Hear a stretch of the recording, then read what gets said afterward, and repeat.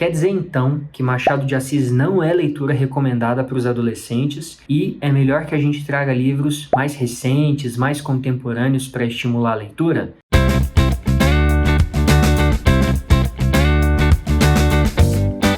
Vim comentar com vocês e pensarmos juntos, sobre um tweet do Felipe Neto recentemente. Eu vou ler o tweet, ele escreve exatamente assim: forçar adolescentes a lerem romantismo e realismo brasileiro é um desserviço das escolas para a literatura. Álvares de Azevedo e Machado de Assis não são para adolescentes, e forçar isso gera jovens que acham literatura um saco.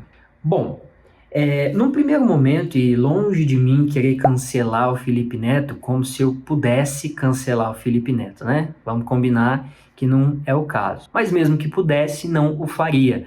Porque, na verdade, a ideia de que ler Machado, obras românticas e realistas estão distantes do universo do jovem é algo que é dito por várias pessoas, né? E creio eu, acredito eu, que são pessoas que talvez não tenham lido obras românticas e realistas e talvez não tenham lido Machado de Assis. É claro que a leitura de Machado ela é mais distante da linguagem que nós estamos habituados no século XXI. Isso significa que Machado talvez não deva ser recomendado como leitura? Se te agradar, fino leitor, pago-me da tarefa. Se não te agradar, pago-te com um piparote e adeus.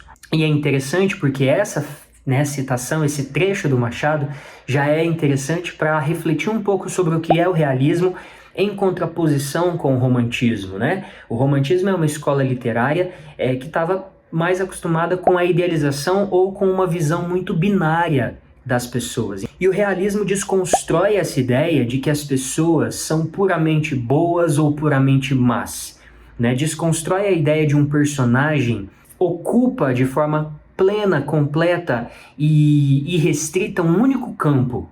Bom, quando a gente pensa, por exemplo, em Dom Casmurro, a gente tem o célebre personagem aí, Bentinho, e ele passa boa parte da vida dele tentando entender Capitu.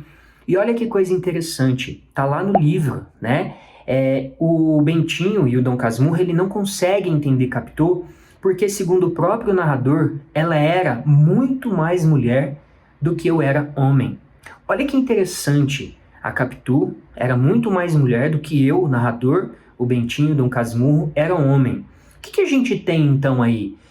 Uma necessidade de domínio da figura masculina sobre a feminina, que não é resolvida.